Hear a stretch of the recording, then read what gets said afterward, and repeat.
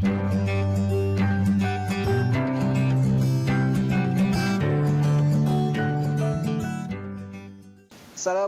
warahmatullahi wabarakatuh. Selamat pagi adik-adik. Perkenalkan, nama Bapak Ridwan Nurdin. Baik, di sini Bapak akan melakukan pembelajaran secara daring. Sebelum memulai pelajaran, marilah kita berdoa. Berdoa dipimpin sama Bapak, kalian bisa diulangi. Bismillahirrahmanirrahim.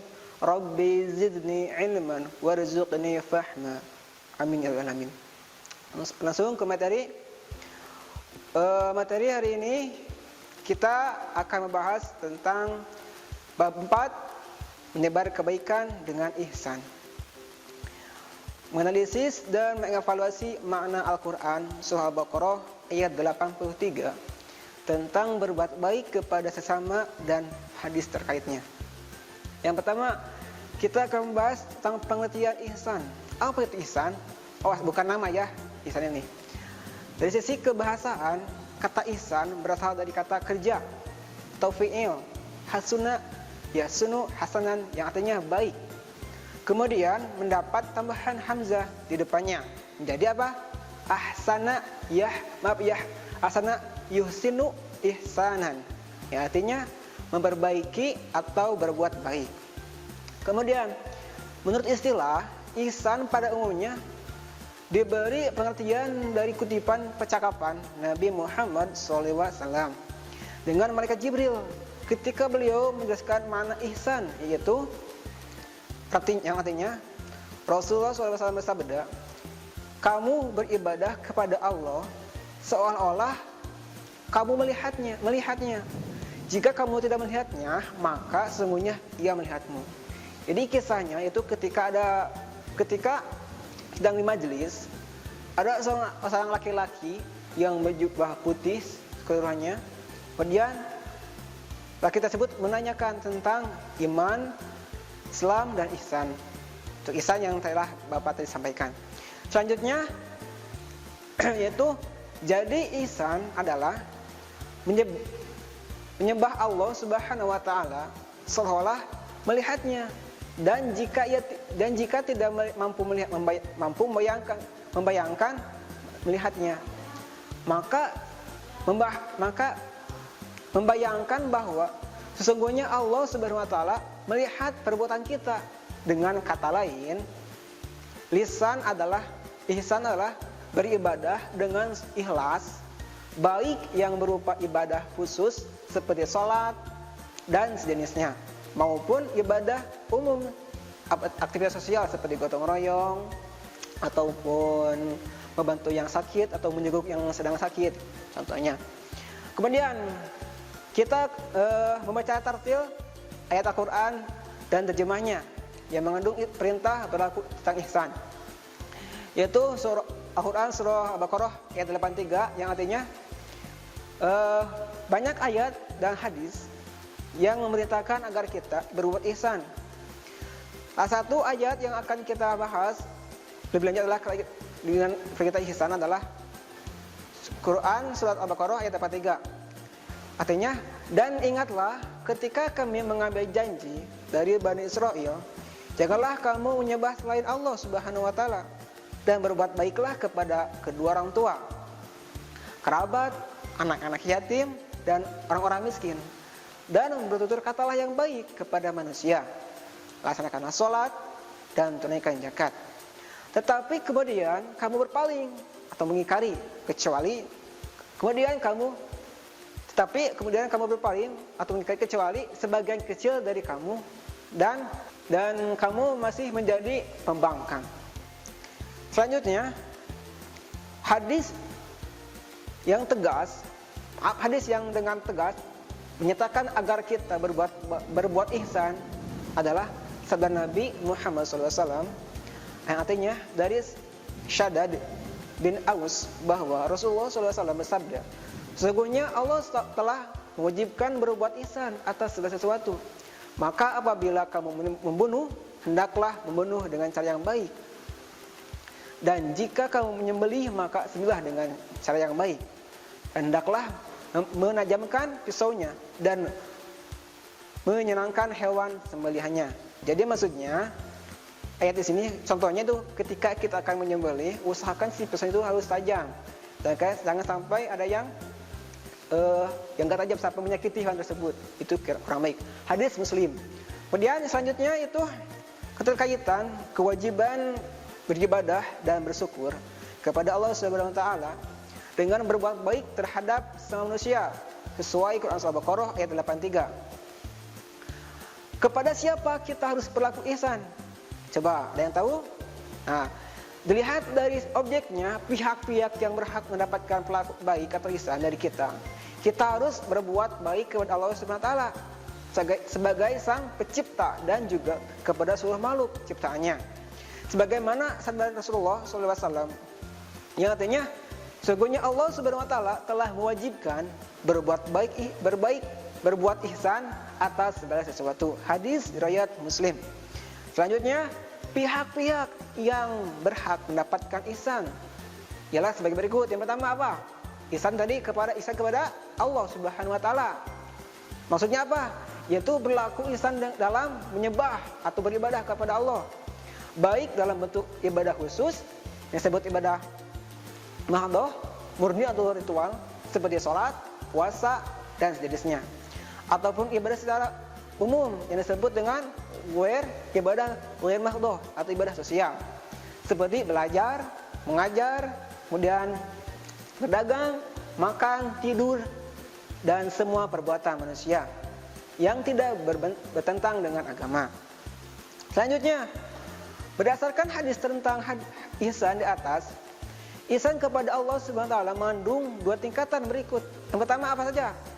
Beribadah kepada Allah Subhanahu wa taala seakan-akan melihatnya. Keadaan ini merupakan tingkatan ihsan yang paling tinggi. Karena apa? Karena dia berangkat dari sikap membutuhkan harapan dan kerinduan. Dia menuju dan berupaya mendekatkan diri kepadanya. Jadi setelah tulus dari dalamnya. Yang kedua, beribadah dengan penuh keyakinan bahwa Allah Subhanahu wa taala melihatnya. Namun kondisi ini lebih rendah tingkatannya daripada tingkat yang pertama tadi. Karena sikap ihsannya didorong dari rasa diawasi dan takut akan hukuman. Gitu. Kedua jenis ihsan inilah yang akan mengantarkan pelakunya kepada puncak keihsanan dalam beribadah kepada Allah Subhanahu wa taala. Jauh dari motif ria. Kemudian ihsan kepada sama makhluk di antaranya yaitu dalam Quran Surah Al-Qasas ayat 27 yang artinya dan berbuat baiklah kepada orang lain sebagaimana Allah Subhanahu wa taala telah berbuat baik kepadamu, dan janganlah kamu berbuat kerusakan di muka bumi. Sesungguhnya Allah Subhanahu wa taala tidak menyukai orang-orang yang berbuat kerusakan. Contohnya apa? Membuang sampah sembarangan, menebang hutan lah, menebang pepohonan maksudnya. Kemudian tawuran dan sebagainya. Berbuat kebajikan atau ihsan kepada semua makhluk Allah Subhanahu wa taala meliputi seluruh alam raya ciptaannya. Apa saja? Maksudnya yang pertama, ihsan kepada kedua orang tua kita siapa saja? Ibu dan ayah. Jelaskan dalam surah Al-Isra ayat 24 yang artinya wallahu alam. Dan Tuhanmu telah memerintahkan supaya kamu tidak menyembah selain Dia.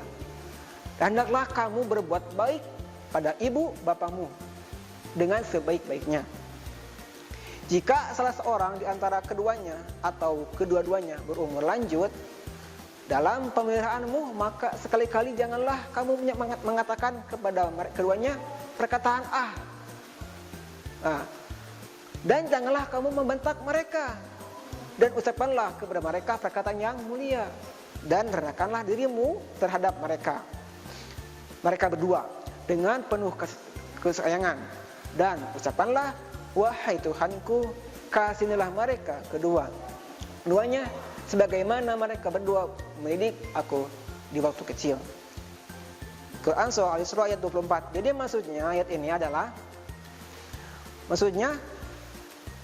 ketika kita mempunyai orang tua, yang pertama kita jangan ada keluar kata ketika orang tua menyuruh atau memanggil kita. Contohnya, maaf ya namanya sebutin contohnya. Beni, kamu cepat bantu ibu mencuci pakaian. Gak mau ibu. Itu dilarang sama Allah. Kurang baik, awas. Kemudian tadi rendahkanlah perkataan dan sopan ketika duduk, contoh duduk. Ibu usahakan di atas kita, dengan kita di atas ibu. Contohnya duduk, ibu di atas, kita di bawah. Jangan samakan. Kita usahakan menghormati mereka. Selanjutnya, dalam hadis riwayat At-Tirmidzi dan Abdullah bin Umar, Rasulullah SAW bersabda yang artinya keridhaan Allah Subhanahu wa taala berada pada keridhaan orang tua dan kemerdekaan Allah berada pada kemerdekaan orang tua. Hadis riwayat Tirmidzi. Selanjutnya, ihsan kepada kerabat atau karib. Menjalin hubungan baik dengan kerabat adalah bentuk ihsan kepada mereka. Bahkan Allah Subhanahu wa taala menyamakan seseorang yang memutuskan hubungan silaturahmi dengan perusak di muka bumi. Nah, jadi maksudnya ketika ada seorang sahabat untuk memutus silaturahmi itu sama saja dengan perusak di muka bumi gitu. Karena memecah belahkan antara dua pihak gitu. Allah Subhanahu wa taala berfirman, "Maka apakah kiranya jika kamu berkuasa, kamu akan membuat kerusakan di muka bumi dan memutuskan hubungan kekeluargaan." Quran surah Muhammad ayat 22. Selanjutnya, ihsan kepada fakir miskin. Contohnya kalian bisa lihat. Maksudnya berbuat baik kepada orang miskin ialah dengan memberikan bantuan. Contohnya kepada mereka, terutama pada saat mereka mendapat kesulitan makan, minum, tempat tidur dan sebagainya. Rasulullah SAW bersabda, orang-orang yang menolong janda dan orang miskin, seperti orang yang berjuang di jalan Allah Subhanahu wa taala. Jadi ketika kita membantu orang yang miskin, orang yang janda-janda, kita usahakan membantunya gitu. Oke. Hadis Sahih Muslim dan Abu Hurairah. Kemudian ihsan kepada tetangga. Contohnya kita bisa lihat. Maksudnya ihsan kepada tetangga dekat meliputi tetangga dekat dari kerabat atau tetangga yang berada di dekat rumah kita, serta tetangga jauh, baik jauh karena nasab maupun yang berada jauh dari rumah. Nah, dalam Islam disebut tetangga itu adalah contohnya di depan kita 40, samping kanan 40, kiri 40 dan belakang 40, itu disebut tetangga. Gitu. Jadi 40 ke depan rumah, 40 ke kiri rumah, itu juga sama disebut tetangga. Selanjutnya, setelah ke ihsan kepada tetangga, yaitu ihsan kepada anak yatim. Maksudnya berbuat baik kepada anak yatim ialah dengan cara mendidiknya dan memelihara hak-haknya. Banyak ayat dan hadis menganjurkan berbuat baik kepada anak yatim. Di antaranya adalah sabda Rasulullah SAW, yang artinya, aku dan orang yang memelihara anak yatim di surga kelak akan seperti ini.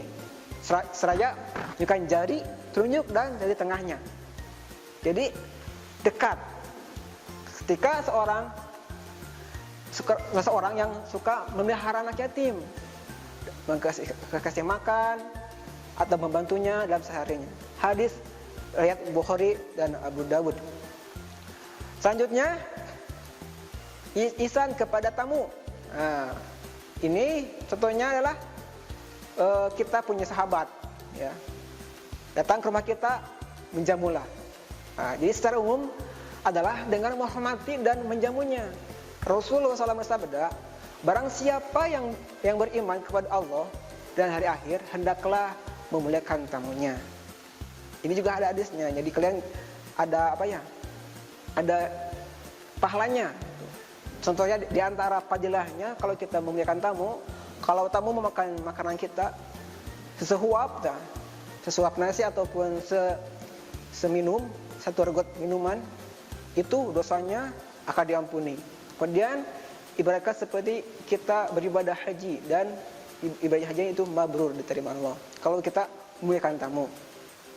hadis hadir riwayat jamaah kecuali Nasa'i. Selanjutnya, ihsan kepada karyawan atau pekerja. Nah, kepada karyawan atau orang-orang yang terikat perjanjian kerja dengan kita, termasuk pembantu, tukang, dan sebagainya, kita diperintahkan agar membayar upah mereka sebelum keringatnya kering, segera. Tidak membebani mereka dengan sesuatu yang mereka tidak sanggup untuk melakukannya. Secara umum, kita juga harus menghormati dan menghargai profesi mereka. Jadi, contohnya kita punya pembantu atau budak ya. Ketika dia dikerjakan oleh kita, usahakan upahnya ya, menurut agama itu ketika masih ada keringat, usahakan upahnya udah diberi gitu. Jika udah habis, udah kering keringatnya baru dikasih upah, itu kurang baik itu agamanya. Selanjutnya, ihsan kepada sesama manusia. Rasulullah SAW bersabda, barang siapa yang beriman kepada Allah Subhanahu wa taala dan hari kiamat, hendaklah ia berkata yang baik atau diam. Hadis riwayat Bukhari dan Muslim. Kemudian, wahai manusia, hendaklah kita menyebutkan ucapan saling menghargai sesatu sama lain dalam pergaulan, menyuruh kepada yang ma'ruf dan mencegah kemungkaran. Menunjuki jalan jika ia tersesat, mengajari mereka jika ia bodoh, mengakui hak-hak mereka dan tidak mengganggu mereka dengan tidak dilakukan hak dengan dapat mengusik harta atau melukainya serta melukainya. Selanjutnya, setelah ihsan kepada sesama manusia, ihsan kepada binatang. Maksudnya apa? Berbuat baiklah terhadap binatang dengan memberinya makan. Contohnya memberi makan jika ia lapar, mengobatinya jika ia sakit, dan tidak membebaninya di luar kemampuannya. Contohnya ada kerbau ya. Kerbau di kerja suhut atau membajak sawah sekian hektar dikasih makan. Nah, itu kurang baik ya, gak boleh ya, oke? Nah, kemudian tidak menyiksa dan jika tidak menyiksa. Kemudian jika ia bekerja tidak menyisanya. Ketika dikerjakan tidak menyisanya gitu, tidak menyakiti. Dan mengistirahatkannya jika ia lelah. Bahkan pada saat menyembelih, nah yang tadi hadis ini, hendaklah dengan menyembelih dengan cara yang baik dan tidak menyisanya, serta menggunakan pisau yang tajam supaya tidak menyakiti hewan tersebut. Selanjutnya, ihsan kepada alam sekitar. Bagaimana maksudnya? Jadi alam maya beserta isinya disediakan untuk kepentingan manusia, untuk kepentingan kelestarian hidup alam dan manusia sendiri. Alam harus dimanfaatkan dengan penuh rasa tanggung jawab. Allah Subhanahu wa taala berfirman, dan berbuat baiklah kepada orang lain, sebagaimana Allah Subhanahu wa taala telah berbuat baik kepadamu. Dan janganlah kamu berbuat kerusakan di muka bumi ini. Sesungguhnya Allah Subhanahu wa taala tidak menyukai orang-orang yang berbuat kerusakan. Quran surah Qasas ayat 77. Selanjutnya, hikmah dan manfaat ihsan. Kebaikan akan membalas kebaikan. Maksudnya, janji Allah Subhanahu wa taala dalam Al-Qur'an, berbuat ihsan adalah tuntunan kehidupan kolektif. Karena tidak ada manusia yang dapat hidup sendiri, maka Allah Subhanahu wa taala menjadikan saling berbuat baik sebagai sebuah keniscayaan. Berbuat baik atau ihsan kepada siapapun akan menjadi stimulus terjadinya ihsan.